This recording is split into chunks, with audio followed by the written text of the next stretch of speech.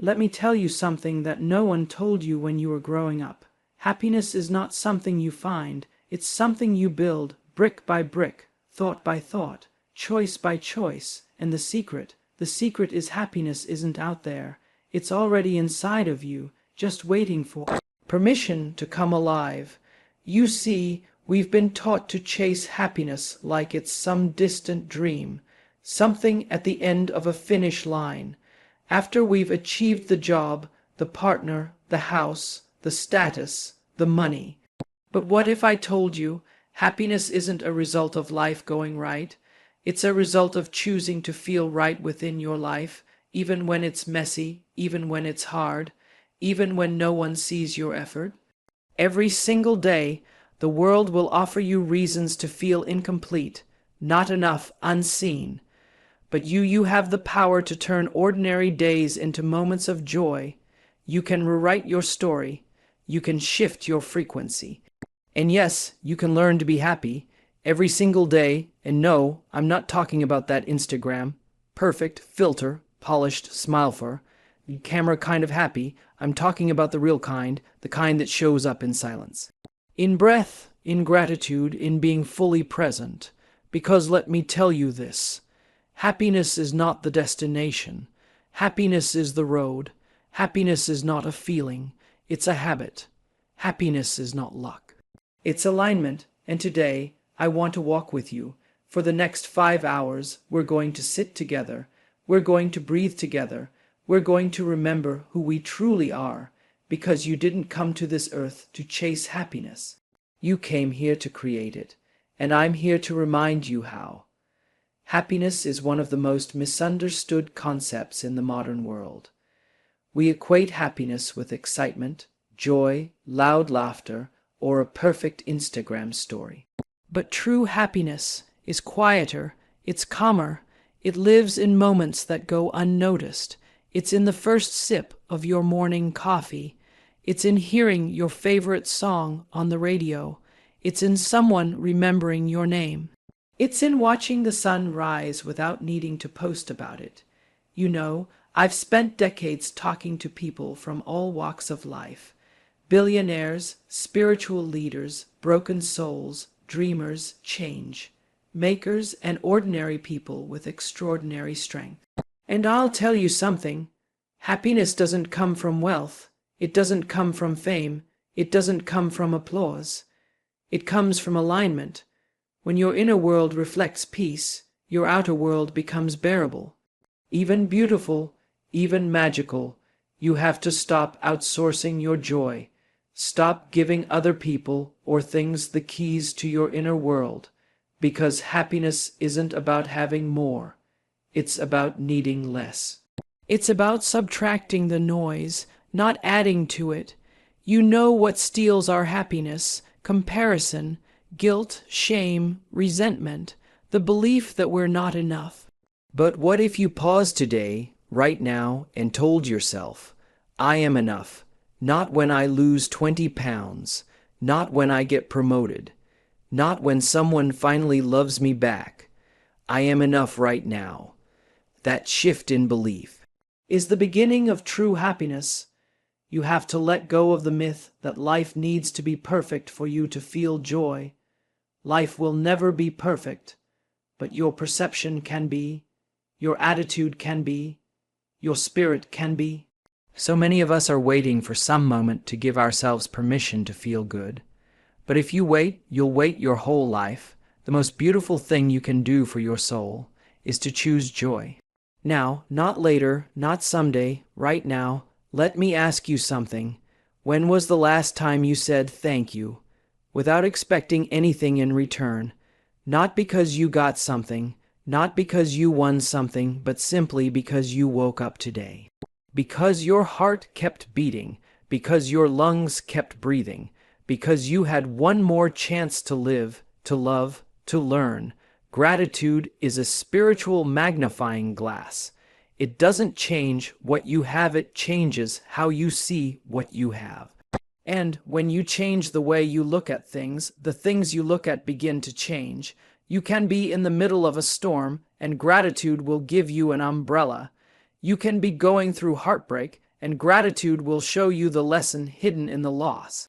You can be financially broken, emotionally exhausted, physically drained, and still find peace if your heart is open to saying, "Thank you for what's left." Gratitude is not a luxury. It's not something reserved for vacations and birthdays. It's a daily practice. It's a muscle. You don't get strong by doing it once. You grow stronger every day you choose to notice the good.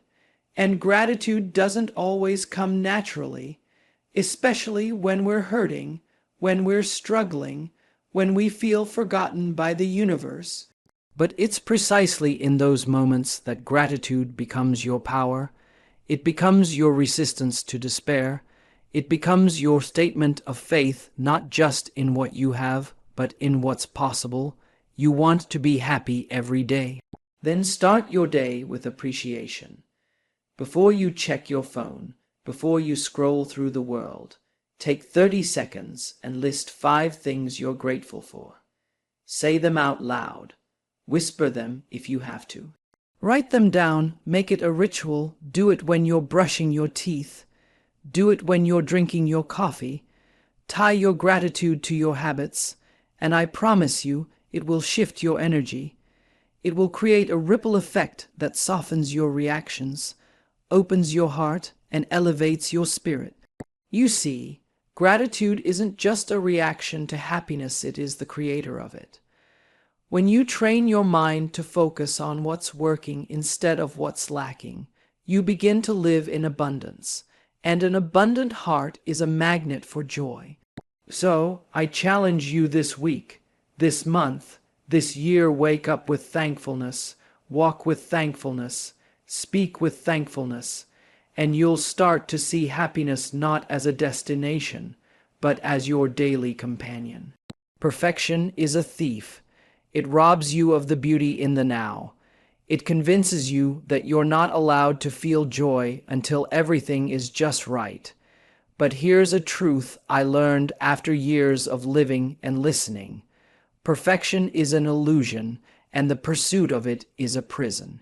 You can't be truly happy if you're always waiting for the next version of life, the better job, the cleaner house, the thinner body, the perfect partner. Because life doesn't longer wishing for what was or what might be, you're embracing what is. You deserve to experience happiness, not postpone it. So stop waiting for the perfect body, the perfect moment, the perfect relationship. It's not about perfection, it's about connection. Connection to your breath, connection to your senses, connection to this very moment. Because joy doesn't wait for perfection, it waits for your presence, and when you meet it fully, wholly, mindfully, it blossoms into something eternal. Let me tell you something I wish I had learned sooner. Your energy is your most precious currency. Not your money, not your time, not your status, your energy. Because everything you experience, every emotion, every reaction, every mood comes from the energy you carry and the energy you allow in. And the truth is, you cannot be happy if you are constantly surrounded by chaos, by toxicity, by people who drain your spirit like emotional vampires. You've got to learn how to protect your peace like a sacred temple. You wouldn't let just anybody walk through your home with muddy shoes, would you? Then why let people walk through your mind with muddy intentions? Start being intentional with your boundaries. Say no when you need to. Distance yourself from conversations that lower your vibration. Choose your circle wisely because your happiness depends on it. This doesn't mean you walk away from every challenge or shut yourself off from the world. It means you honor yourself enough to filter your space, to decide who gets access to you, to protect your light from those who only show up to dim it. I want you to think of your energy like a bank account. Every interaction is either a deposit or a withdrawal. Are you going bankrupt emotionally by spending time with people who only take? Or are you investing in people who pour love, kindness, and truth back into you? Learn to recognize the red flags. The people who gossip, complain, manipulate, they are costly. They may seem harmless, but over time they leave your soul in overdraft. Instead, seek out those who inspire you, who uplift you, who tell you the truth with love and give you space to be your authentic self. Your tribe doesn't need to be large, it just needs to be sacred. Your energy is gold. Don't give it away for free. Don't let the world bankrupt your joy. Guard it, nourish it, replenish it, and watch how happiness becomes not just a moment, but a state of being. The relationship you have with yourself sets the tone for every other relationship in your life. So, let me ask you, how do you speak to yourself? How do you look at yourself when no one's watching? How do you treat your mind, your body, your soul? Because happiness doesn't come from the outside. It begins the moment you decide you are worthy of your own love, not later, not when you lose the weight, not when someone else validates you. Right now, fall in love with your own spirit. Look in the mirror and speak kindness into your reflection. Forgive yourself for not knowing better. Apologize to yourself for the years you spent being your own worst enemy, and promise yourself from this moment on you will show up with love. You are not a project to be fixed. You are a masterpiece in progress. Self-love is not vanity, it's sanity. It's the foundation of peace, because when you love yourself, you stop settling, you stop chasing, you stop bending just to be liked. You start living with wholeness, with dignity, with joy. Look at the way you talk to your best friend when they're hurting. That softness, that gentleness, that forgiveness, you deserve that from you. Happiness grows in the soil of self-respect. The more you love yourself, the more your energy becomes magnetic. You attract people who see your worth because you have already recognized it yourself. Make space for the things that make you feel alive. Spend time alone, not in loneliness, but in love. Get to know your voice. Get to know your rhythm. Make peace with your past. Make friends with your flaws, and fall in love not once, but over and over again with the miracle that is you. Because the longest relationship you'll ever have is the one you have with yourself. Make it a love story worth telling. There is no deeper happiness than living a life aligned with your purpose. Purpose is not always about fame or fortune or leaving behind a legacy. Purpose is often quiet, gentle, soft-spoken. It lives in service, in meaning, in being useful even in small ways. You don't have to change the world. You just have to touch one soul at a time, starting with your own. Ask yourself, what lights me up? What makes time disappear? What would I do even if I never got paid for it? Your purpose is usually hidden in your pain, in the moments that broke you, yet gave you wisdom, in the stories you carry and how you choose to share them. Living with purpose doesn't mean you have all the answers. It means you are living with intention, with clarity, with direction. Even when the road gets foggy, your inner compass guides you. You know you're on the right path because your soul feels aligned. When you live with purpose, whether it's raising a family, feeding the hungry, healing from trauma, writing your truth, being kind to strangers, your days take on a different texture.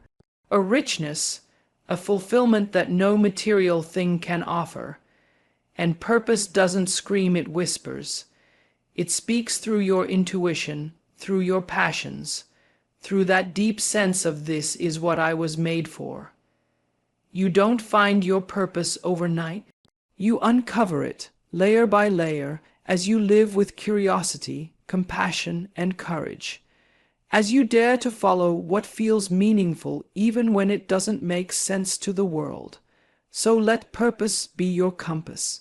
Not ego, not expectation, not fear. Let your life be a love letter to what you were born to do. Because when you align with your purpose, you don't just chase happiness, you become it. And now, I want you to sit with this. What if happiness wasn't a place to get to, but a way to walk?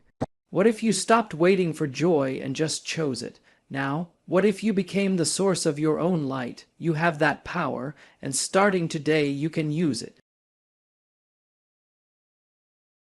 When a man hurts a good woman, here's what follows. There comes a time in life when truth no longer hides behind silence, when pain finally finds its voice, and today we need to talk about something real. Something that happens too often, too quietly.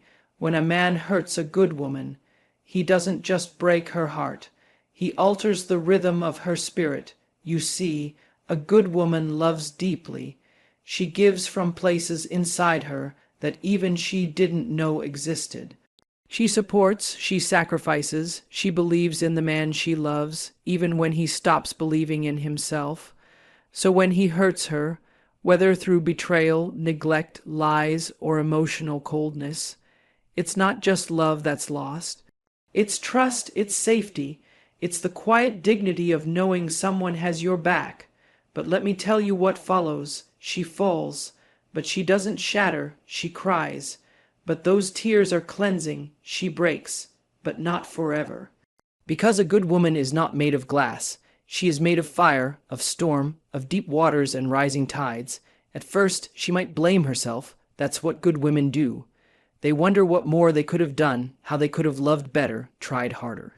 But then one day, she stops, she stands up, looks in the mirror and remembers who she is.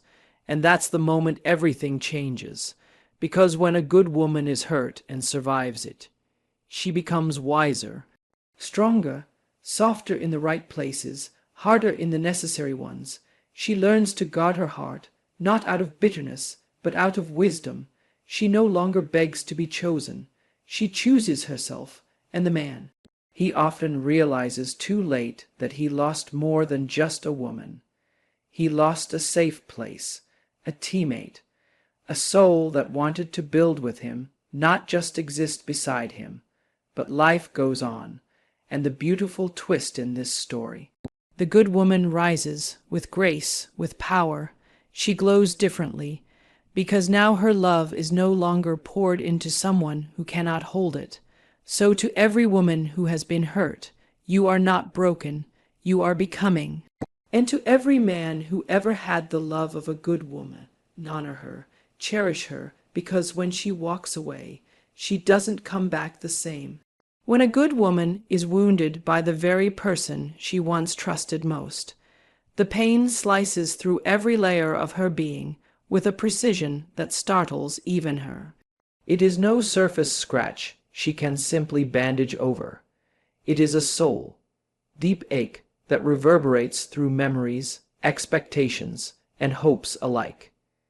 In the stillness of those first hours, she feels as though the life she had so carefully nurtured has been violently uprooted. Friends might see only tears or brief silences, but inside her chest the damage feels catastrophic, like living glass shattered in slow motion. Yet here lies the quiet paradox that outsiders often miss. Although the hurt is indeed profound, an earthquake at the deepest fault line of her heart, it is not, and never will be, fatal to her spirit. At first, the magnitude of what has happened overwhelms her every waking moment. Morning sunlight that once felt warm now casts long accusing shadows. Routine comforts, a favorite mug, the softness of worn pajamas, the smell of fresh coffee, seem to mock her, each one whispering that life is supposed to feel safe and predictable. She scrolls through old text messages, searching for the moment things cracked, analyzing every emoji, every stray punctuation mark, as if forensic precision could reverse the betrayal. Nights stretch out like deserts, and sleep, when it comes, is fitful, fractured by jolts of memory that catapult her into awareness just as her body begins to surrender to rest. The very physiology of her grief is relentless. tightness in the throat, a hollow that settles behind the sternum, breath that seems to snag on invisible barbs. But here is where her story diverges from the narrative of permanent devastation. Within the labyrinth of anguish, tiny glimmers of resilience begin to emerge. They are infinitesimal at first, a quickened heartbeat when she remembers an old accomplishment, an involuntary smile at a silly meme, a sudden hunger for something delicious. Each spark is a small rebellion against the darkness, proof that her life force is stubbornly intact. Though she may not recognize it yet, her heart is practicing survival in micro movements, like a sprained muscle quietly regaining strength beneath a cast. Often, the turning point comes in the most ordinary of moments, pushing a grocery cart past the produce aisle, hearing a song in the car that once made her dance, or catching her own reflection in a shop window and realizing that her eyes still hold an undeniable fire. The realization may arrive as a gentle epiphany rather than a thunderclap, but its impact is seismic. Grief has not erased her. It has clarified her contours. She can track the outline of her own endurance as surely as a mountain ridge against the dawn.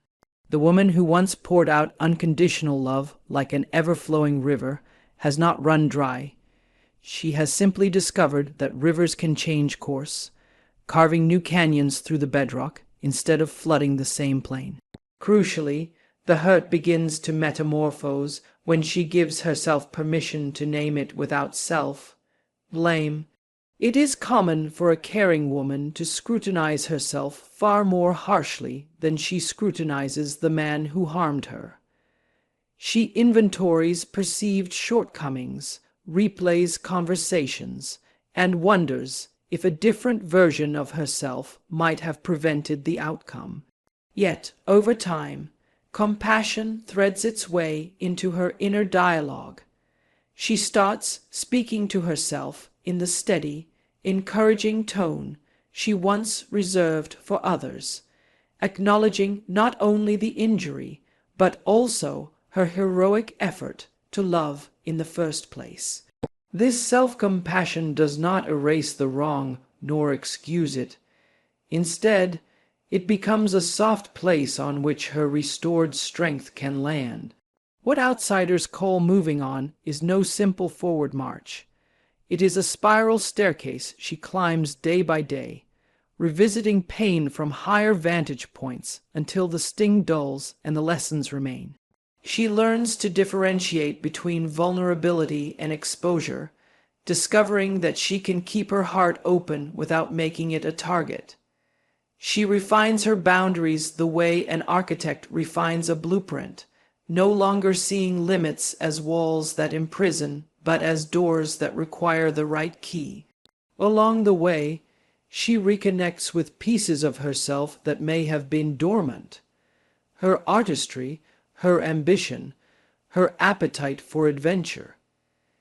Each rediscovered passion acts like salve on invisible bruises, proof that her identity is vast enough to survive a fracture. And what of the woman's relationship to hope? Remarkably, hope is not extinguished by betrayal. It is re-engineered. She no longer hopes for someone else to complete her, but for complete alignment within herself. She hopes for love that is not merely received, but also reflected back with equal sincerity. Her standards rise organically, not out of bitterness, but out of an awakened understanding of her own worth. She internalizes the truth that loyalty must be mutual, that tenderness must be coupled with accountability. With this sharpened discernment, she can extend grace without forfeiting her dignity. In the end, the story of a good woman who has been hurt is not a tragedy. It is an origin myth of her next, more luminous chapter. The heartbreak becomes compost for future joy, enriching the soil of her soul so that whatever grows next is deep-rooted, more fragrant, and fiercely alive. Yes, she has bled. Yes, She has sobbed into pillows and cursed the ceiling at 3 a.m.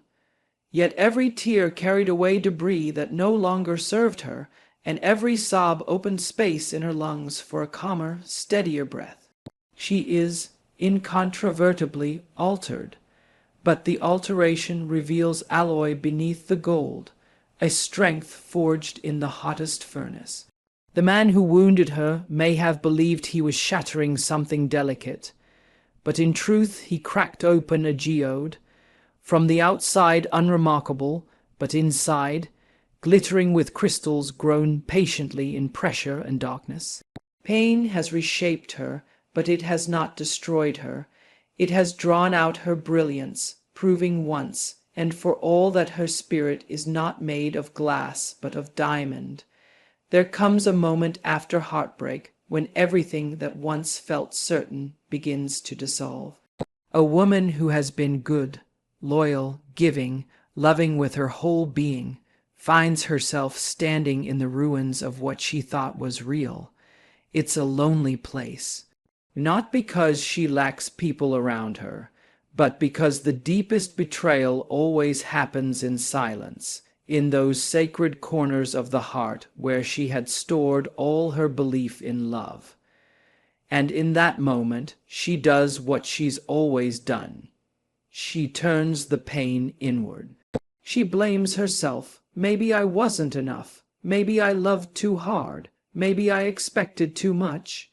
These are the thoughts that echo through her mind, not because they're true, but because she's conditioned to believe that being good means taking responsibility for everything, even the damage someone else caused. It's heartbreaking how many women, strong, capable, good women, go through this phase. They rewrite history in their minds, searching for clues, trying to find the fork in the road where they could have turned differently and avoided this heartache. She believes that if she had just loved better, been more patient, more understanding, more of this or less of that, maybe, just maybe, he wouldn't have hurt her. But there's a shift that happens, and it doesn't come with fanfare. It isn't loud or dramatic. It's subtle, almost imperceptible at first. Maybe it starts when she's brushing her hair and pauses to really look at herself in the mirror. Or maybe it's when she's telling a friend the same story she's told 5 times and suddenly hears her own words differently. She hears the strength it took to stay, the courage it took to forgive, the grace she showed in moments where others would have walked away, and in that pause she begins to remember. She remembers who she was before the hurt, before the doubts, before she twisted herself into someone smaller just to be loved by someone who never truly saw her, and that memory becomes a flicker of light in a very dark tunnel. It's not yet a flame, but it's enough to warm her. She realizes that she wasn't the problem. Her love wasn't too much. It was just misplaced. It was offered to someone who didn't know how to receive it, someone who saw love as a convenience rather than a commitment. That's when everything begins to change. She starts choosing herself, not as an act of defiance, but as a sacred decision. She chooses her peace over their chaos, her sanity over second guessing, her worth over waiting for someone to realize it. And with every small choice, leaving the text unread, declining the call, setting the boundary, she takes back her power. It's not easy. In fact, it's incredibly hard. Choosing herself often feels like abandoning a dream she held on to for too long. But deep down, she knows that this dream was hurting her more than healing her. People might not notice the transformation right away, but it's there. She stands a little taller. Her eyes hold a different kind of fire, not the fire of pain, but of knowing. Knowing who she is, knowing what she deserves, knowing that she will never again settle for halfway love or one-sided effort. Her laughter returns, but now it's fuller, more rooted. She no longer laughs to mask her pain or to keep the peace. She laughs because she's rediscovering joy on her terms. What's most beautiful is that she doesn't lose her softness. She's still the same loving woman, but now that love starts with herself. She doesn't harden into bitterness, she simply becomes wiser. She no longer tries to earn love by shrinking herself. She no longer performs emotional labor, hoping someone will finally reciprocate. She is done proving her worth to someone who is blind to it, and the world responds. People start noticing the glow, the peace in her silence, the strength in her stillness. She no longer needs validation because she's already given it to herself. She walks into rooms differently, not with arrogance, but with assurance. She's not looking for someone to choose her. She is the one doing the choosing, and if love comes again, and it often does, it will have to meet her where she stands. No more lowering her standards just to feel needed. No more bending over backwards to be seen. She will be loved in full or not at all. What began as heartbreak turns into a rebirth, a journey from confusion to clarity, from blame to self-love.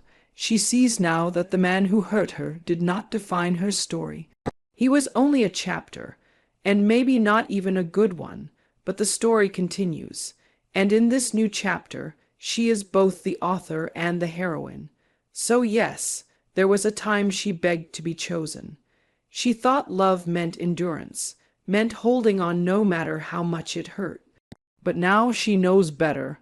Now she chooses herself, fiercely, consistently, completely, and that choice changes everything.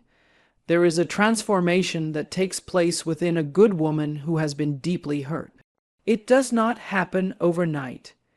It is not the kind of change that shouts or announces itself with bold declarations. It's quiet, gradual, almost invisible to the outside world. But inside her, everything is shifting. The pain that once consumed her starts to settle. The storm begins to pass, and in its wake, something stronger and more beautiful is born. She begins to rise, not as a woman untouched by hurt, but as a woman reshaped by it. The hurt changes her, but it does not harden her. That is the remarkable part. Though she has every reason to shut down, to become guarded, bitter, even vengeful, she doesn't. Instead, she lets the pain do something more powerful. She lets it teach her. Through the tears, the sleepless nights, and the ache of disappointment, she starts to gain clarity. She begins to see herself and the situation not through the eyes of a woman who failed, but through the eyes of a woman who endured, who gave love freely and honestly, and who survived. That survival becomes her strength. At first, it's simply about getting through the day, making it to work, taking care of herself, avoiding the spiral of what-ifs. But then something shifts. She starts waking up with a little more energy. She begins to laugh again. Really laugh.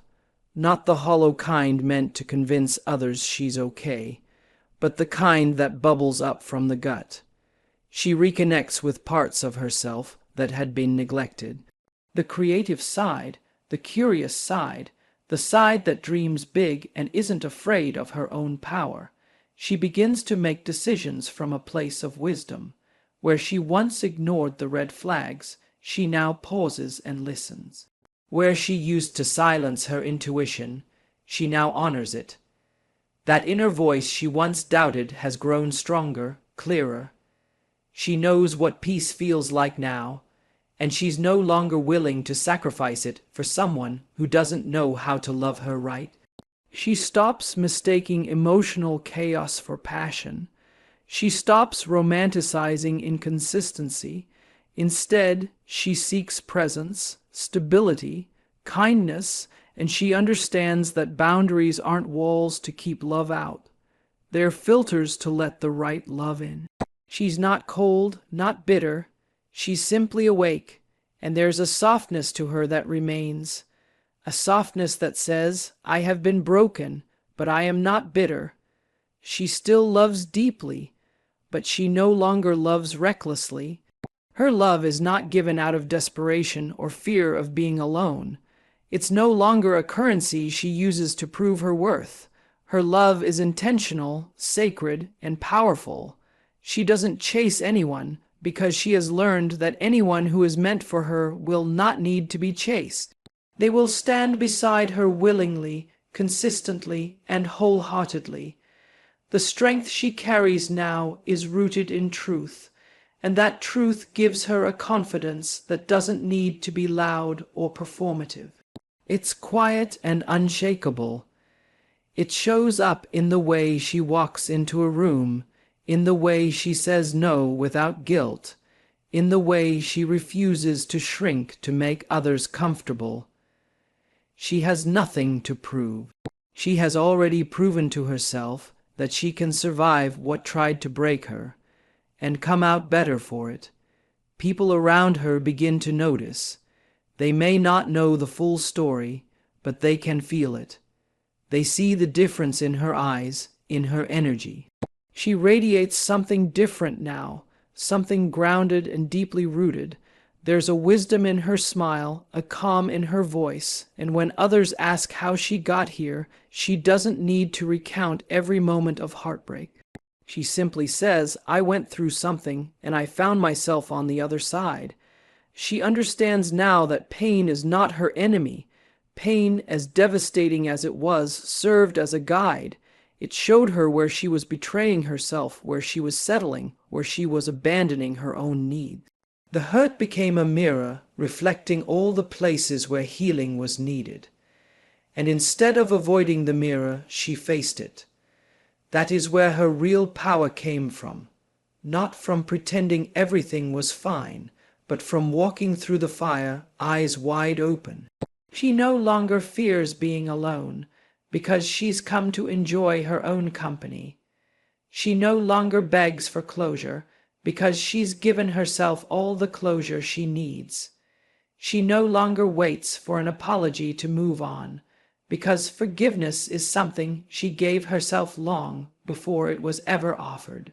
The need for external validation fades, and in its place grows a quiet knowing, "I am enough." There's nothing more powerful than a woman who has turned her pain into wisdom. She walks lighter, loves smarter, and lives fuller. The very heartbreak that once threatened to destroy her has become the foundation of her strength, not because she wanted it, not because she deserved it, but because she chose to grow from it, and now she carries that strength with grace. Not to prove anything to the world, but to remind herself of who she is. A woman who was hurt, who healed, and who rose, wiser, stronger, and more radiant than ever before. There comes a time after all the tears have dried and the silence has settled in when the woman who was once hurt, deeply, profoundly hurt, begins to see the bigger picture. It doesn't come in one sudden moment of clarity. It unfolds gradually, like morning light creeping across the horizon after a long, dark night.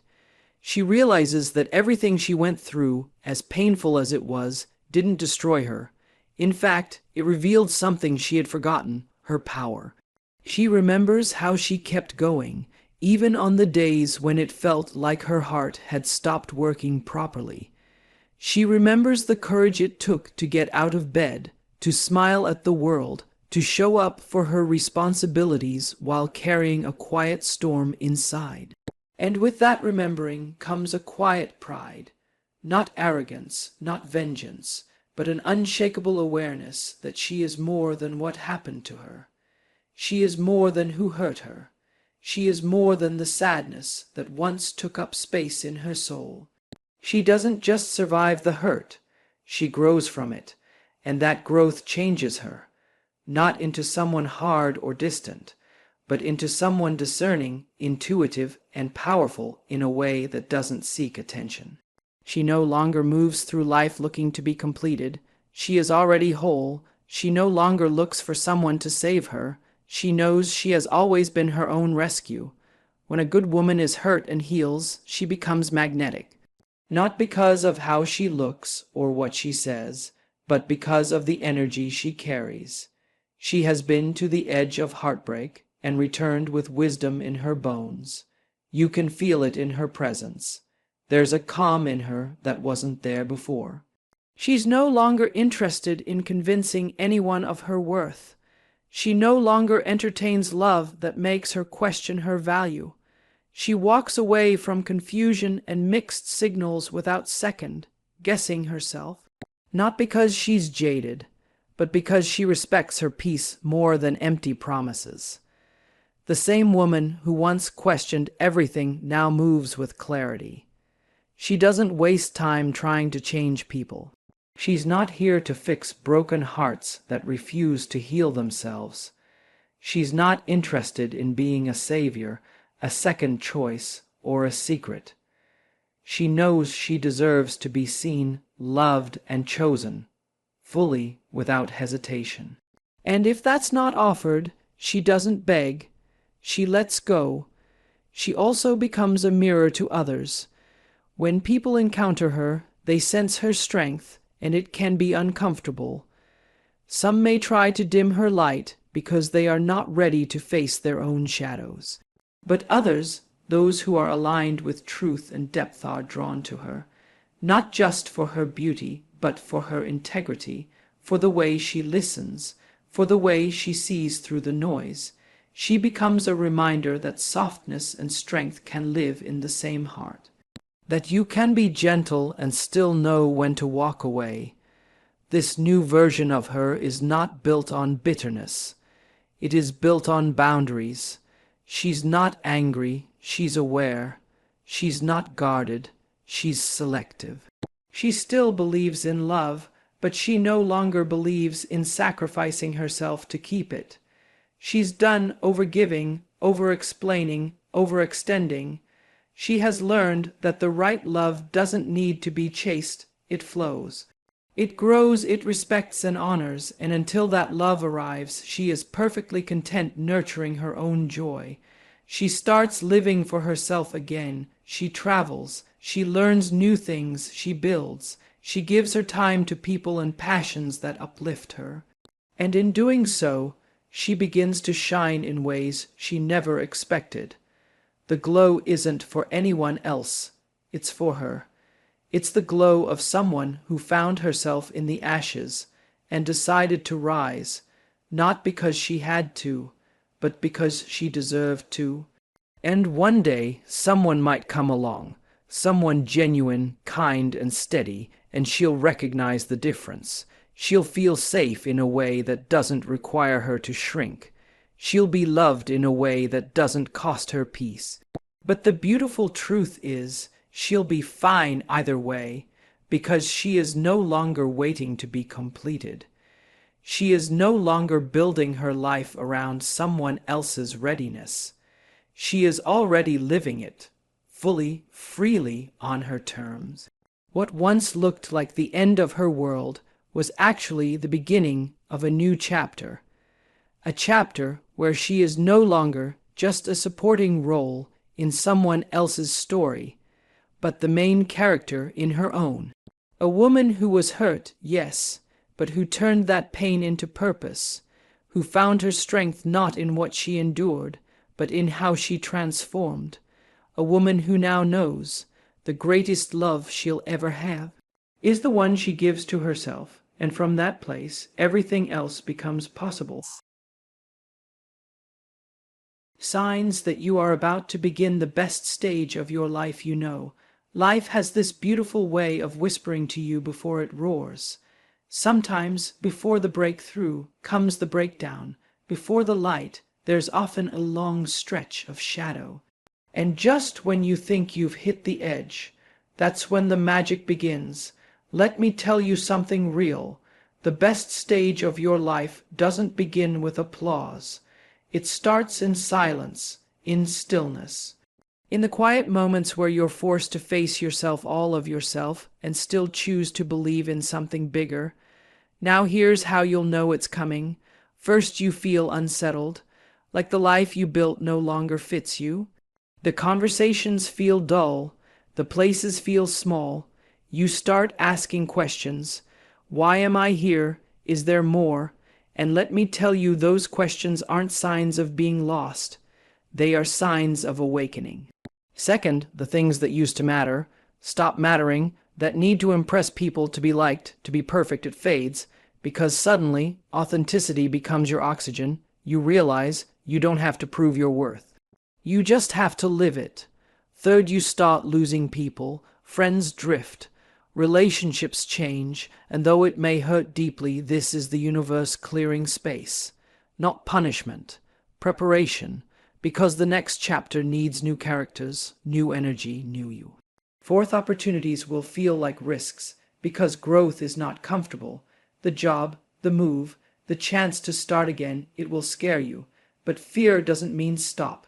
Fear means you're standing at the doorway of transformation. And baby, it's time to walk through it. And finally your spirit gets louder. You'll start hearing that small voice again. The one that says you were made for more. The one that says you're not too late.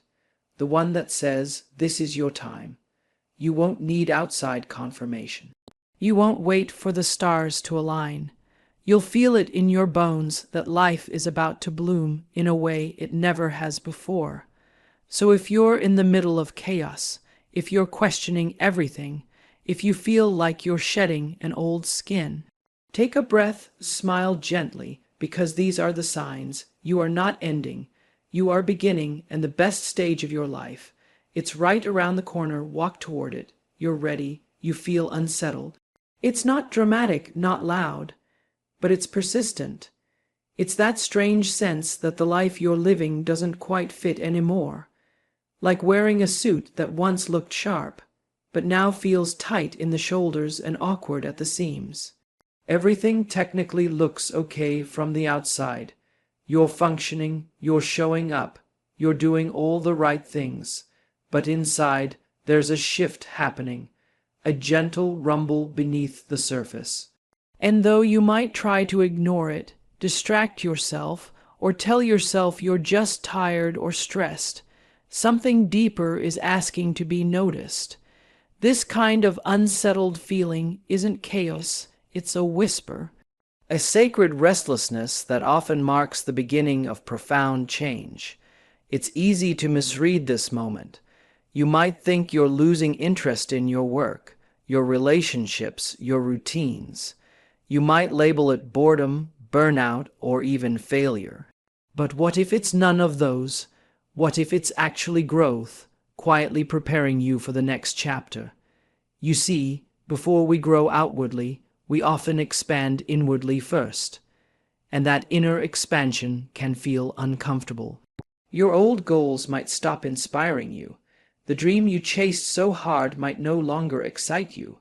The habits that used to bring comfort now feel like weights, and because the change is internal, it can be hard to explain to anyone else. You start saying things like, "I don't know what's wrong with me," or "I can't shake this feeling." But here's the truth, nothing is wrong with you. In fact, something might finally be right. Life has a way of evolving us from the inside out.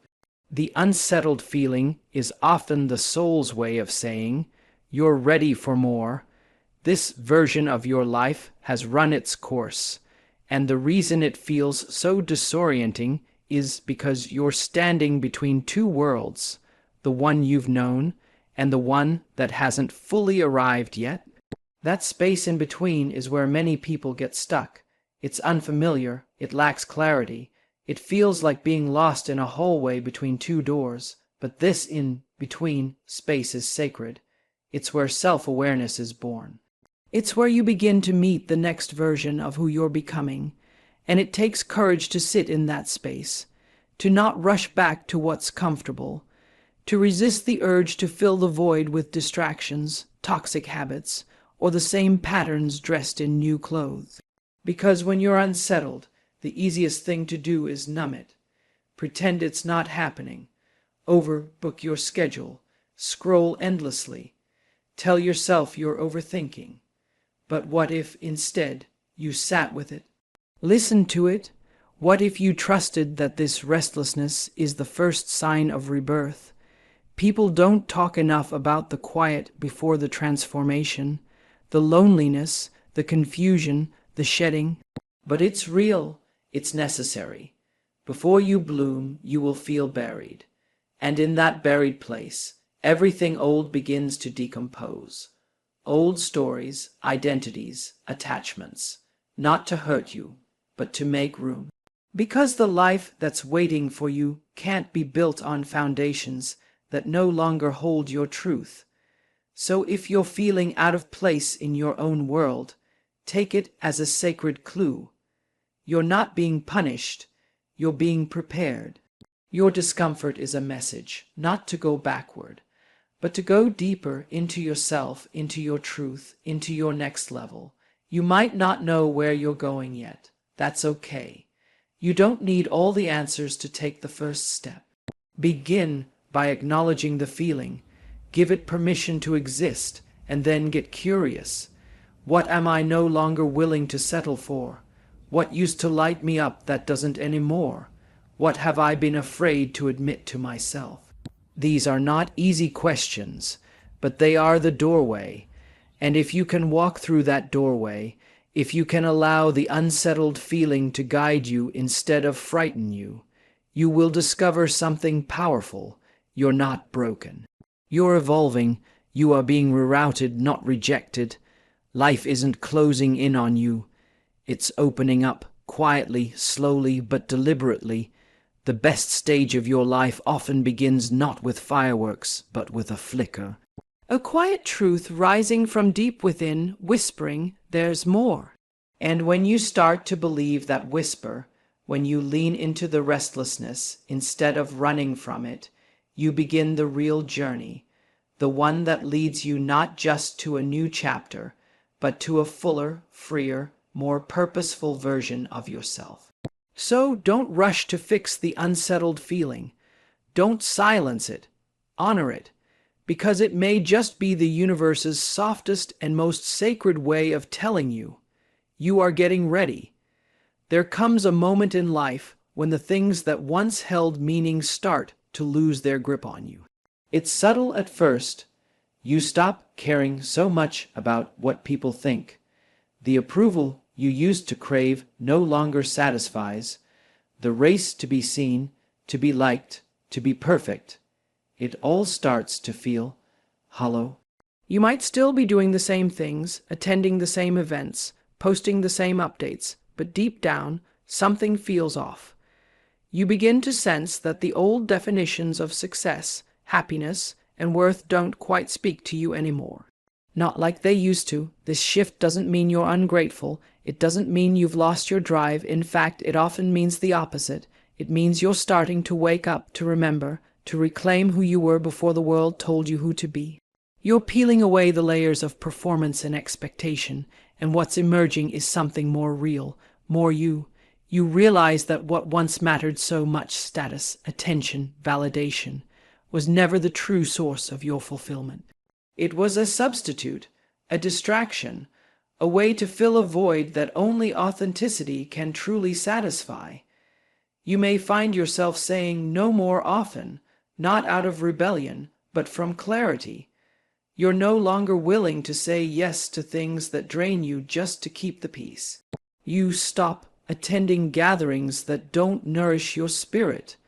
You let go of friendships that are built on gossip or competition. It's not because you're better than anyone. It's because you're becoming better for yourself. You're learning that peace is more valuable than popularity. That alignment is more important than applause. It's a strange kind of freedom, and yet it's not always easy. Letting go of what once mattered can feel like losing part of your identity. If you spent years trying to prove yourself, through achievements, through appearances, through constant striving, there's a grief that comes with stepping away from all of that. Who are you if you're not constantly proving something? Who are you if you don't need to be seen as perfect? The answer can be both liberating and terrifying. You're yourself, just you, without the mask, without the performance. You might also notice that your priorities begin to shift. You start choosing experiences over achievements, depth over drama, meaning over metrics.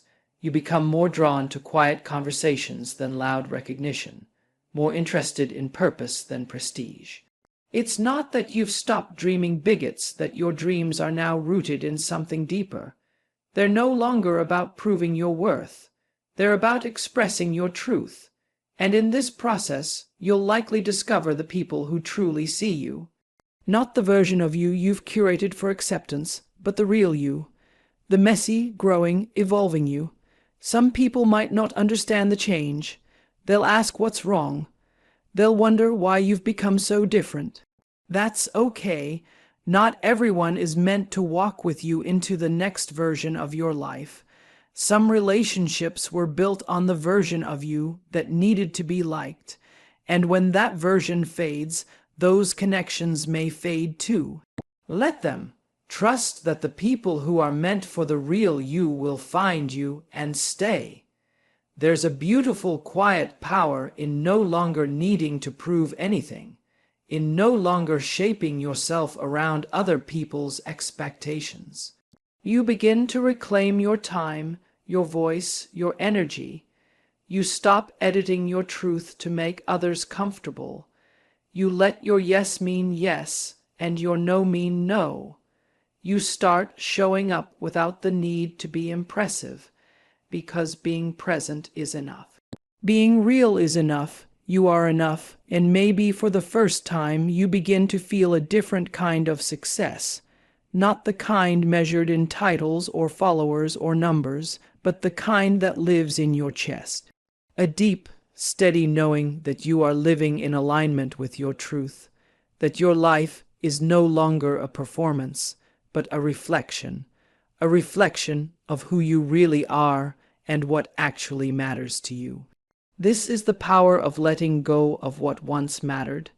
It creates space, and in that space, something sacred happens.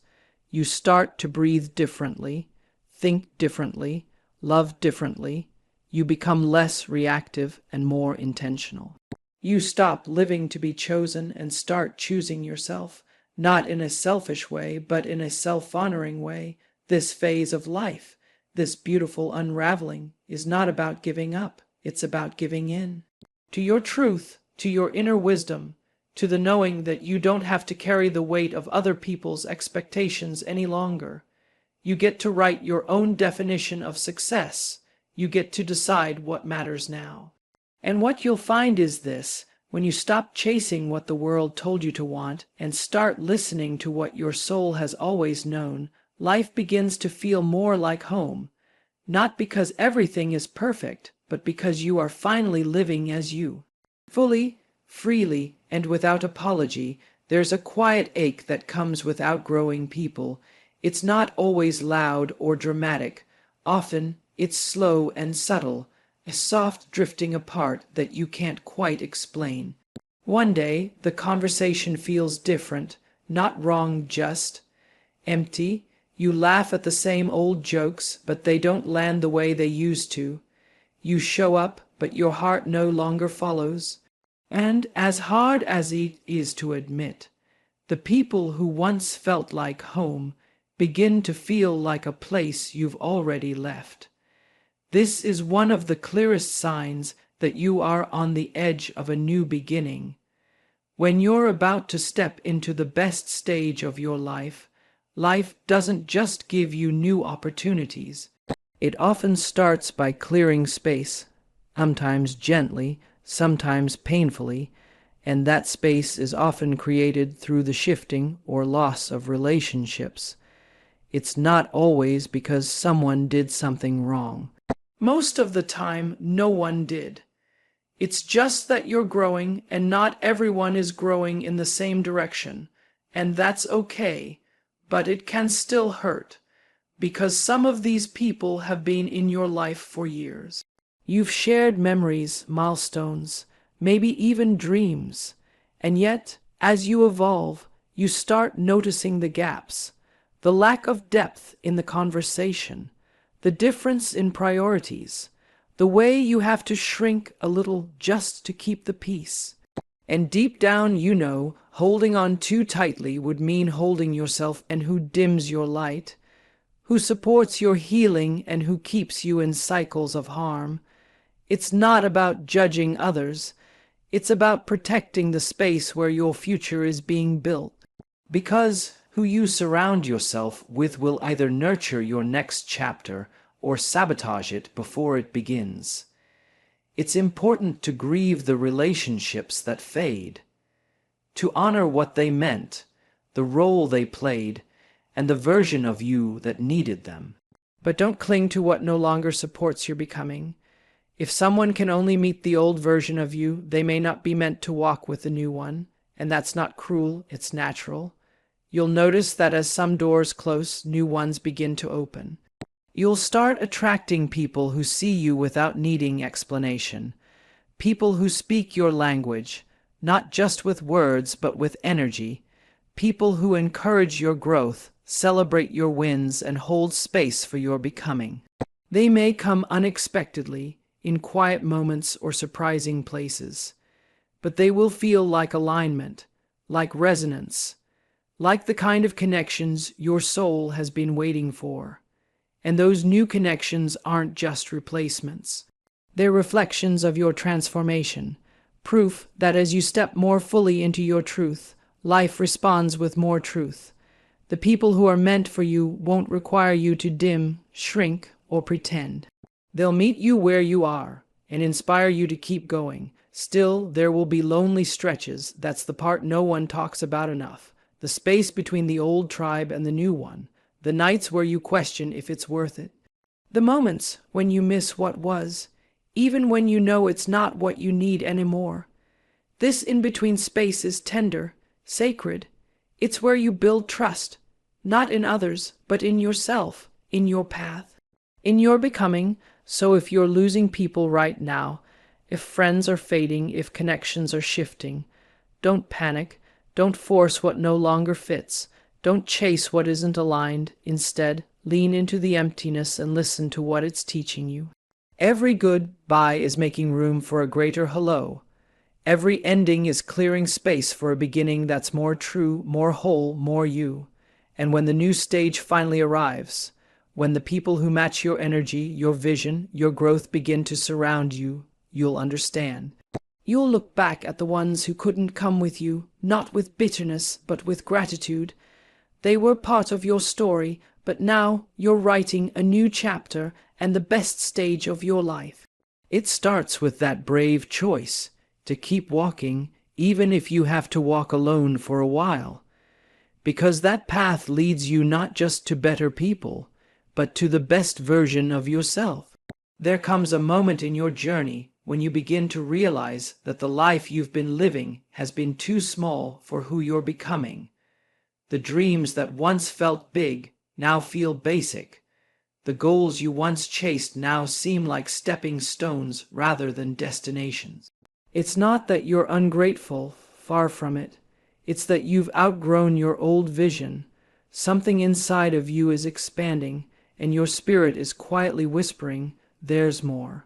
You start to feel a pull, a gentle but undeniable nudge towards something greater, deeper, more aligned with your truth. This feeling often arrives before the clarity does. You may not know exactly what you want next. You just know this isn't it anymore. The routines you once found comfort in now feel like cages. The job you once worked so hard to get no longer excites you.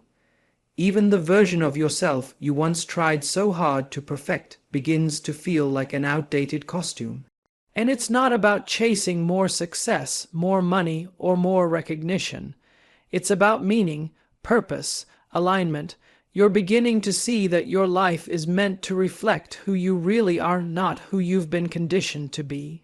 This is the season where you start to envision a new kind of life. One that's not driven by survival or societal expectations, but by soul. You may begin journaling more, daydreaming more, questioning more.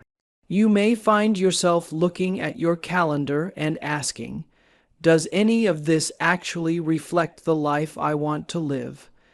And if the answer is no, you start to make space for reflection, for truth, for new possibilities. But this expansion often comes with resistance. Your old identity doesn't want to let go so easily. It tells you to be realistic. You were trying to prove something, but from a place of remembering who you were before the world told you to settle. You imagine a life with more peace, more passion, more purpose. Maybe you see yourself traveling, creating, starting over, loving more openly, living more simply. Whatever it is, it feels like home, not because it's familiar, but because it's true. And yet, this stage isn't always comfortable. Dreaming bigger means confronting your fears. It means risking failure, rejection, and the unknown. It means stepping out of the boxes you've outgrown and walking into territory that hasn't been mapped yet. But growth doesn't happen in comfort zones. It happens in the stretch, in the leap, in the choosing of courage over convenience, again and again. You might not have all the answers. You might not know exactly how it's going to unfold. But you start taking small steps. You begin aligning your actions with your new vision, even if it's just by saying no to what no longer fits. You stop chasing what drains you and start choosing what lights you up. You begin surrounding yourself with people who remind you of your future, not your past. This is where life starts to meet you halfway. Opportunities begin to show up. Conversations shift. New ideas find you. Not because the path suddenly becomes easy, but because you're finally walking it with intention. And intention has power. It tells the universe, I'm ready. It shows the world, I'm not who I was, and I'm not going back. So if you're feeling this tug, this internal stretching, this ache for something more, honor it. Don't run from it. Sit with it. Trust it. That pull is sacred. It's not a sign that you're lost. It's a sign that your deeper self is waking up. You are not being pulled apart. You are being pulled forward. You are being invited to step into a life that reflects the fullness of who you are and who you're becoming. And when you say yes to that life, when you begin to dream beyond your limitations, beyond your fears, beyond the roles you've played, you don't just change your circumstances. You change your frequency. You start attracting what you've always deserved but never believed you could have. And that, right there, is the beginning of the best stage of your life. Not when everything is figured out, but when you finally decide to stop playing small. When you finally believe that more is not just possible, but meant for you. There's a strange, powerful calm that comes over you when you stop needing approval. When the applause, the validation, the likes, the recognition no longer determine your worth. It doesn't happen all at once. It's a quiet shift, a gradual release. One day, you simply realize that the opinions of others can't define the truth you carry inside, and from that moment on, everything changes. You stop chasing validation like a reward. You stop shrinking your truth so others can feel comfortable. You stop measuring your worth by how much others like you, or whether they agree with your choices. That exhausting dance, where you try to be everything to everyone, ends, not because you don't care about people, but because you care more about peace. You care more about living authentically than performing constantly. This is a powerful sign that you are about to enter the best stage of your life. Because as long as your self-worth depends on the outside world, you'll never feel truly free. You'll always be at the mercy of other people's opinions, which are often shaped by their own fears, limitations, and projections. And when you stop outsourcing your value, you begin to reclaim your power. At first, it might feel lonely. When you stop seeking approval, you start to see how many of your relationships were built on conditional acceptance. People liked you because you agreed with them, because you played a role, because you fit into the version of you they were comfortable with.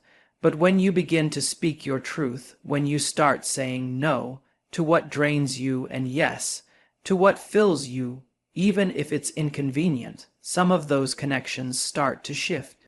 And that's okay, because what you gain is far more valuable, a life rooted in integrity. You start making choices not to impress, but to align. You say what you mean without second guessing how it will be received. You stop apologizing for your boundaries, your needs, your voice, and in that space you discover a peace that's not dependent on applause, a joy that's not waiting on permission. You begin to notice how much energy you save when you stop performing, how much clarity you gain when you stop seeking approval from people who don't even know the fullness of your journey. You realize that trying to please everyone is a game you can never win, because no matter what you do, someone will misunderstand, someone will judge, someone will disapprove. But their opinion doesn't mean you're wrong. It just means you're no longer willing to be filtered to fit someone else's comfort zone. Living without needing approval doesn't mean you stop listening or learning. It doesn't make you arrogant or closed off. In fact, it makes you more open, because your worth isn't on the line in every interaction. You can receive feedback without collapsing. You can stand firm without being defensive. You're rooted in something deeper now, self-trust, and self-trust is everything. It's the foundation of confidence, clarity, courage. It's what allows you to walk away from situations that don't serve you, even if others don't understand. It's what helps you take risks, not because you're sure you'll succeed, but because you know you'll be okay even if you fail. When you stop needing others to co-sign your every move, you begin to write your own story with bold, unshakable ink. You might start dreaming differently, too. Dreams that once felt too wild, too out of reach, too unconventional, suddenly feel possible. Not because the world got easier, but because your fear of judgment got quieter. You're no longer waiting for everyone to say yes before you start. You give yourself permission, and that is where everything begins. This stage of life feels different. You stop living for the highlight reel. You stop curating your life to impress people you wouldn't trade places with. Instead, you begin living from the inside out. You choose rest over hustle when your body calls for it. You choose truth over people, pleasing when your soul demands it. And you stop proving yourself because you know you are already enough. It's in this space that you begin to create real magic, the kind of life that doesn't just look good on paper, but feels good in your bones. A life that reflects your values, your passions, your truth. You begin to attract relationships that see and accept you as you are. You start to build work, art, love, and joy that comes from the deepest part of you. Not the part trying to impress, but the part that simply wants to express. And it's here, in this freedom, that you realize the best stage of your life doesn't start when everyone agrees with you. It begins when you agree with yourself, when you decide that your truth is enough. Your pace is enough, your dreams are enough, you no longer live to be understood, you live to be aligned, and in doing so, you become a magnet for the very life you once thought you had to chase. The freedom from approval is not the absence of connection. It's the beginning of true connection with yourself and with the people who see the real you and still choose to stay. And that, more than anything, is the fertile ground for the best season of your life to begin. How to stay strong in any situation you know. Life has a way of testing us when we least expect it. It doesn't send a warning. It doesn't ask for permission. It just shows up, sometimes like a storm, sometimes like a whisper, but always with a purpose. And in those moments, the real question isn't why me. The real question is who will I choose to be now? Because staying strong isn't about never falling. It's about what you do after the fall. It's about whether you get back up, with grace, with grit, and with growth. Let me tell you something. Strength doesn't always roar. Sometimes strength is that quiet voice in your heart saying, I will try again tomorrow. You want to stay strong in any situation, then start with truth. Be honest with yourself about what you feel. Your pain is valid. Your fear is human. But your power is divine. You were not created to break apart. You were created to break through. And when life puts weight on your shoulders, don't ask for it to be lighter. Ask to be stronger. Hold on to your faith, whatever that means to you. Faith in God, faith in love, faith in you, and surround yourself with people who remind you of your light when all you can see is darkness. Because strength is not a solo journey, it's a shared one. You are allowed to cry, you are allowed to pause, but you are not allowed to give up. So the next time life tries to knock you down, stand tall and say, I am still here. I am still standing, and I am not done yet, because strength is not just surviving, it's becoming. Strength is about rising, not avoiding the fall. Staying strong doesn't mean you never fail or feel pain. It means you rise after you fall and grow from the experience. Own your truth and emotions, acknowledge your fears, your hurt, your doubts. Real strength begins with being honest about what you feel. Faith fuels resilience, whether it's faith in God, in love, or in yourself. Believing in something bigger than the moment helps you push through it. Lean on your community. Strength is not just internal. Surround yourself with people who uplift you when your spirit feels low. Never give up. No matter how hard it gets, you're allowed to cry or pause, but never quit. Remind yourself you are still standing, you are not done yet. Strength is about rising, not avoiding the fall. That truth is often overlooked in a world that celebrates the highlight reel. We scroll through perfect moments, miles, victories, success stories, and we start to believe that strength is about never stumbling, never crying, never showing signs of weakness. But the real power lies not in pretending you're unshakable. The real power lies in getting up every single time life knocks you down. You see, nobody gets through life untouched. There are heartbreaks, disappointments, failures that shake the ground beneath us. There are moments when the path we carefully planned disappears into chaos. And in those moments, it's easy to believe we've lost, that we're not strong enough, that maybe we're broken. But strength isn't built in the easy times. It's forged in the fire. It's born in the moments when your knees hit the floor and you choose, sometimes barely, to rise again. Falling is not failure. It's part of the journey. Every great story has a setback. Every hero has a breaking point. What separates those who grow from those who quit isn't perfection. It's persistence. It's the quiet decision to keep moving, even when your heart is heavy and your hope feels thin. Think about the people who inspire you, not just the celebrities, the leaders, or the icons, but the ones close to you. The friend who held it together through loss, the single parent who kept going for their children, the colleague who bounced back after being told they weren't good enough. Their strength didn't come from having an easy life. It came from learning how to rise after the hard moments. To rise doesn't mean to ignore the pain. It means to carry it and walk forward anyway. It means to honor your grief, but not let it define you.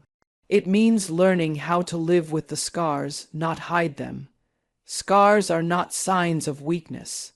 They are reminders that you made it through, that you bled, you healed, and you kept going. Resilience is not loud. It doesn't always look like a triumphant speech or a bold move. Sometimes it's the quiet act of showing up, getting out of bed when your heart is heavy, choosing kindness when bitterness would be easier, taking the next step when you don't know where the road leads. That's strength. And here's the beautiful part. Every time you rise, you become stronger. You learn something new about yourself.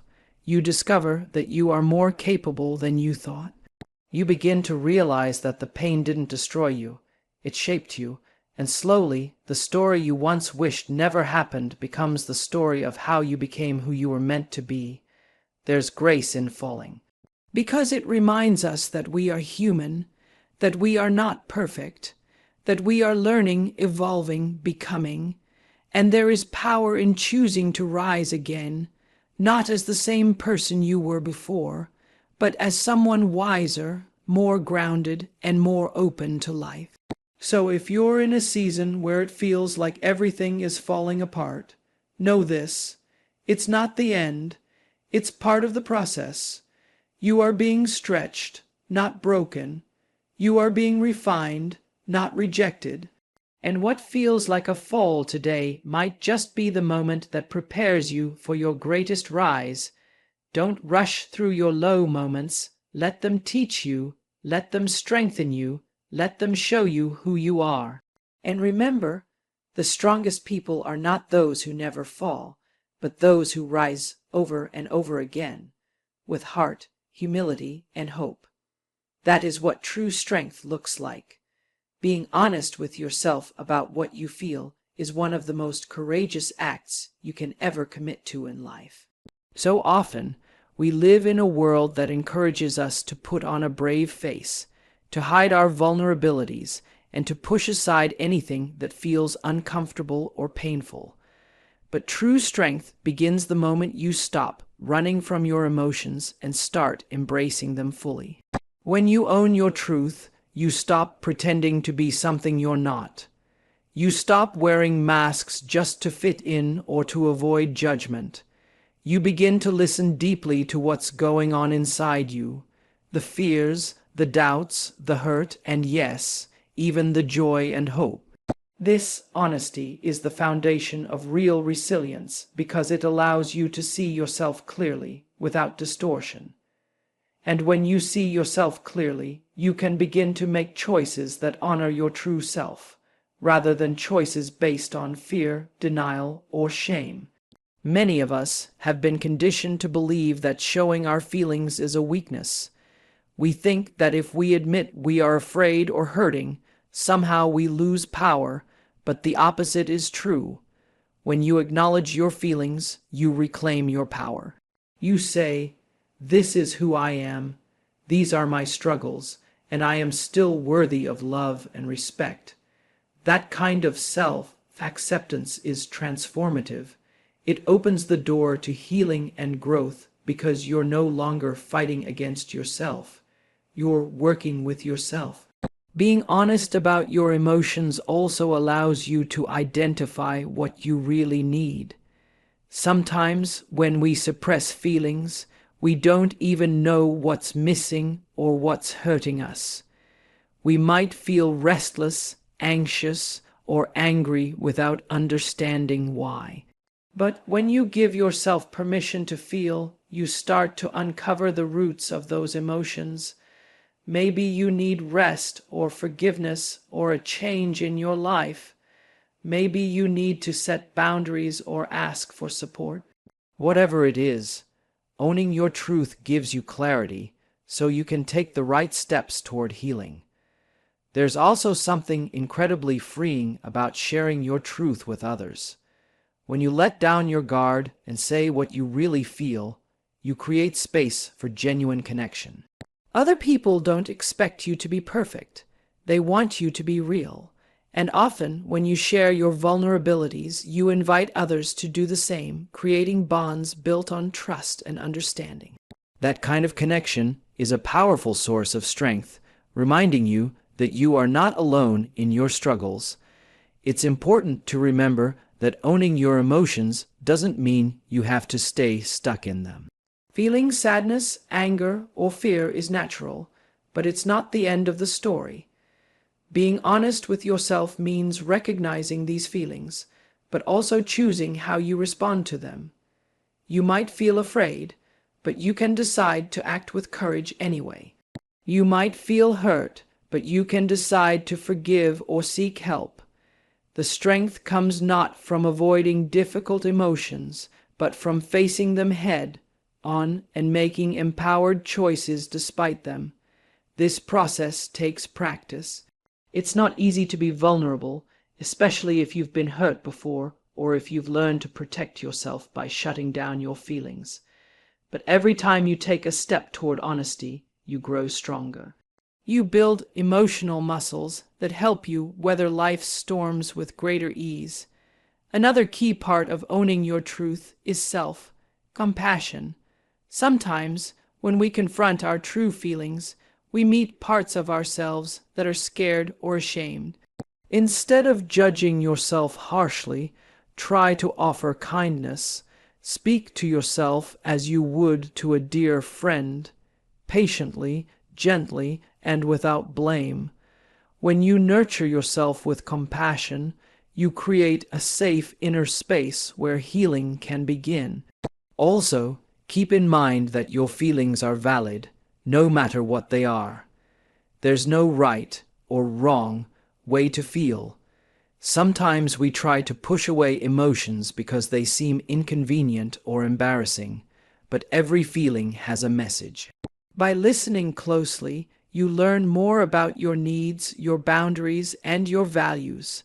Ultimately, staying strong by owning your truth means living authentically.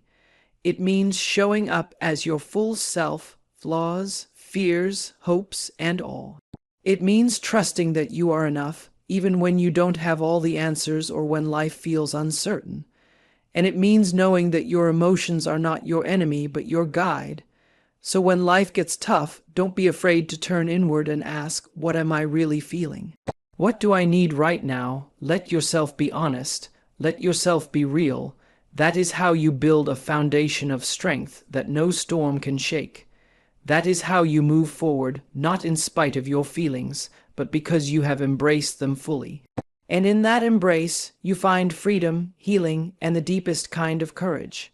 The courage to be yourself, wholly and unapologetically. Faith is a powerful force that can carry us through even the most difficult moments in life. When everything around you feels uncertain, when you are faced with challenges that seem insurmountable, it is faith that often becomes the anchor keeping you grounded. This faith doesn't have to be tied to any specific religion or belief system. It can be faith in a higher power, faith in the goodness of life, faith in the people around you, or most importantly, faith in yourself. Whatever form it takes, faith is the quiet but steady light that helps you push forward when the way seems dark. Having faith means trusting that even when you don't have all the answers, there is a reason for what you're going through. It means believing that the struggle is not the end of the story, but part of a bigger picture that you may not yet see.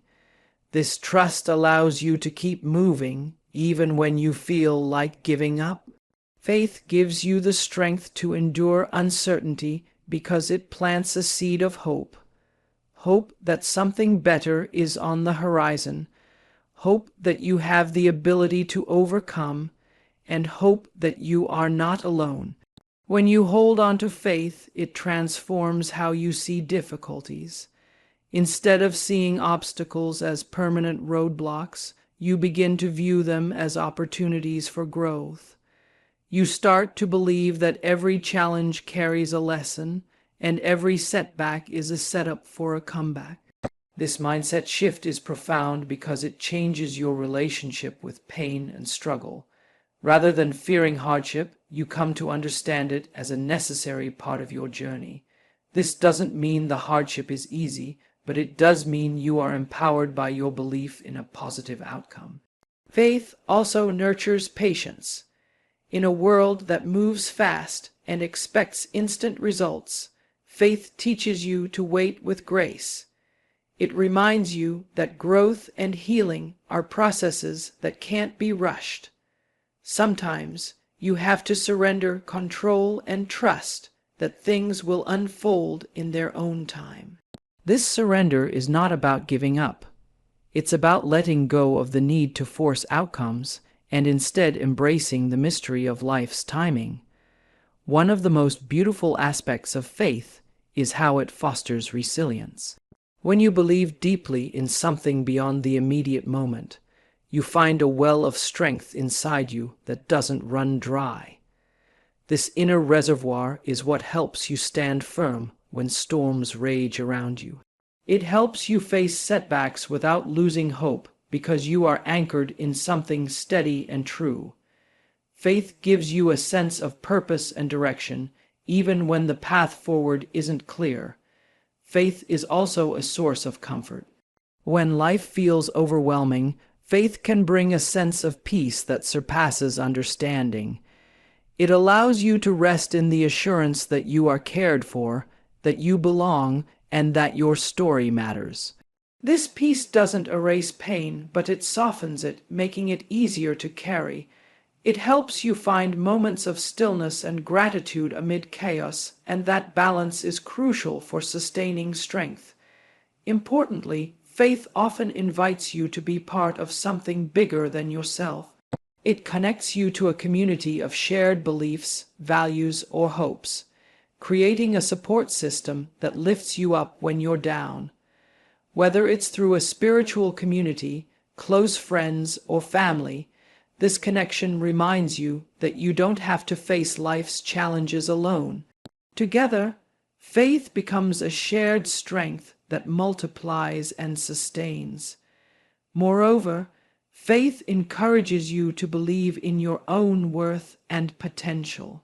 It whispers the truth that you are capable of more than you realize, that you have the resilience to survive hardship and the creativity to build a new path. This self-belief is vital because it propels you forward when external circumstances feel discouraging. It reminds you that your inner light can never be extinguished, no matter how dark things seem. Living with faith is not always easy. Doubts will come, and fear will try to shake your belief. That's natural because faith is a choice you make again and again, especially in hard times. It's in those moments when doubt creeps in that choosing faith becomes an act of courage. It's choosing to hope, to trust, and to believe in possibility despite the uncertainty. In the end, faith is more than just a feeling, it's a practice. It's in the daily decisions you make to hold on, to keep believing, and to keep moving forward. It's in the moments when you choose hope over despair, love over fear, and action over paralysis. This practice builds a foundation that can carry you through any situation, no matter how tough. So, when life challenges you, remember that faith is your greatest ally. It's the quiet voice within that says, "Keep going. You are stronger than you think. You are not alone." It's the light that shines in your darkest hours and the courage that fuels your next step. With faith, you don't just survive, you rise, you grow, and you transform. And that is how you stay strong in any situation. When life feels overwhelming, the strength we draw from within often comes from the people who surround us. Human beings are wired for connection, and leaning on others during difficult times is not a sign of weakness, but an essential part of resilience. No one was meant to navigate life's toughest moments alone. The power of community, friendship, and support can be the difference between succumbing to hardship and rising above it. It starts with recognizing that we are not isolated islands. Our stories, our pain, and our triumphs are all woven together in the tapestry of shared human experience. When you open yourself up to others, you invite in empathy, encouragement, and sometimes just the simple presence of someone who listens. This connection reminds you that you are seen, heard, and valued. It reminds you that your struggles, while unique, are not yours to bear in isolation. There is profound healing in knowing that others have faced similar battles and found ways to overcome. When you share your story, you break down walls of shame and fear, and in return, you create a space where others feel safe to share their own truths. This reciprocal vulnerability builds bonds that are both comforting and empowering. It's a reminder that strength is not about going it alone, but about walking together. Support can come in many forms. Sometimes it's a friend who offers a shoulder to cry on. Other times it's a mentor who guides you through tough decisions. It might be a community group that provides a sense of belonging, or even professional help like counseling or therapy. Each of these connections plays a vital role in sustaining your strength by providing encouragement, perspective, and practical help when needed. Another important aspect of leaning on others is the way it broadens your perspective.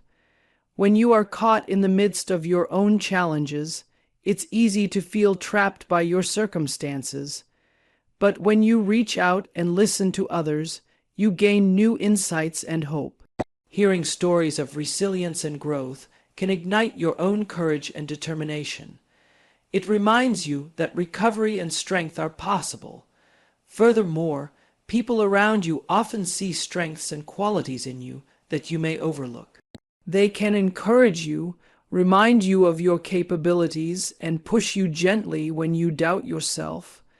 This external affirmation is powerful because it counters the negative self-talk that can creep in during hard times. Knowing that someone believes in you can inspire you to believe in yourself. There's also a practical side to support. During difficult situations, life can become overwhelming with daily tasks and responsibilities. Having a support network means you don't have to carry every burden alone. Whether it's help with errands, advice on tough decisions, or just companionship during lonely moments, the help of others can lighten the load, making challenges feel more manageable. Building and maintaining these relationships requires vulnerability and trust. It means being willing to ask for help when you need it, even if it feels uncomfortable. It means allowing yourself to be imperfect and authentic in front of others. These acts of courage deepen connections and foster mutual support. Over time, these relationships create a safety net that catches you when you fall and lifts you when you rise. Community and support don't just help in the moment, they also contribute to long-term strength. Knowing you have a reliable network behind you provides a sense of security that helps you face future challenges with confidence. This social resilience is a critical factor in mental and emotional well-being. It creates a foundation where hope and strength can flourish. At the heart of this is the simple truth that no one thrives in isolation. Even the strongest among us rely on others. Recognizing this truth frees you from the unrealistic expectation of having to do everything alone. It allows you to embrace connection as a source of power. When you face any situation, reaching out to others and accepting their support can transform your experience. It reminds you that you are part of a greater whole, that your life touches and is touched by others, and that together you can weather any storm. This interconnectedness is a source of strength that fuels hope, courage, and resilience. So, don't hesitate to lean on your community, let people in. Share your story, your struggles, and your triumphs. In the embrace of others, you find not only comfort, but also the strength to keep going, to keep growing, and to keep believing. Because, in connection, you are reminded that you are never truly alone, and that knowledge alone can make all the difference. Life will test you in ways you never imagined. At times, the weight of your challenges might feel unbearable, and the temptation to give up may grow stronger with each passing moment. But strength is not about never feeling overwhelmed or defeated. True strength lies in the refusal to quit, in the decision to keep moving forward even when everything inside you screams to stop. It's about understanding that being strong doesn't mean being perfect. It means being persistent. You are allowed to cry. You are allowed to feel exhausted. You are allowed to pause and catch your breath. These moments of vulnerability are not signs of weakness, but of humanity. The brave act is not to suppress your emotions, but to acknowledge them and then choose to stand up again. Strength is the choice to rise again and again, no matter how many times you fall. One of the most important things to remember is that progress is not always linear. Sometimes you take 2 steps forward and 1 step back. Sometimes you feel stuck in the same place for longer than you expected. This is okay. It does not mean failure. It means you are human and growth is messy. But the crucial part is to never let the setbacks convince you that the journey is over. The moment you decide to quit is the moment you give away your power. When you face obstacles, remind yourself that the story isn't finished. Every setback, every challenge is part of a larger narrative of growth and transformation. Often, the greatest achievements come after the hardest battles. What seems like the end of the road might be the beginning of a new chapter you hadn't anticipated. Holding onto this belief can fuel your determination when hope feels scarce. Sometimes the strongest people are those who have been through the most. The scars they carry are proof of their endurance and resilience. But what sets them apart is their refusal to let their scars define their future. They use their experiences as fuel to keep going, to create a better tomorrow. You too can choose to transform your pain into purpose, your setbacks into comebacks. Surround yourself with reminders of your strength. This could be memories of past victories, encouraging words from loved ones, or affirmations you speak to yourself daily. When doubt creeps in, and it will, these reminders serve as anchors to your resolve. They remind you of who you are, where you've been, and the strength you carry within. It's also essential to develop a mindset that embraces persistence. This mindset views challenges not as barriers, but as stepping stones. Each difficulty is an opportunity to learn, to adapt, and to grow stronger. When you cultivate this perspective, quitting becomes less of an option because every struggle becomes meaningful in your journey. Know that seeking help is a sign of strength, not weakness. Sometimes staying strong means knowing when to reach out, to lean on others, and to accept support. No one expects you to face everything alone. Asking for help replenishes your strength and renews your spirit, enabling you to keep going. Above all, believe in your capacity to endure. You are far more resilient than you realize. The human spirit is remarkable in its ability to recover, to adapt, and to thrive. Your story is still being written, and as long as you keep moving forward, you are the author of that story. So when life feels too hard, when giving up seems like the easier choice, remember that the strongest thing you can do is to not quit. Keep standing, keep fighting, keep believing. You may not see it now, but every step you take is building a foundation of strength that will carry you through whatever comes next. Your journey isn't over. Your strength is greater than you know, and as long as you refuse to give up, you will continue to rise, stronger, wiser, and more capable than ever before.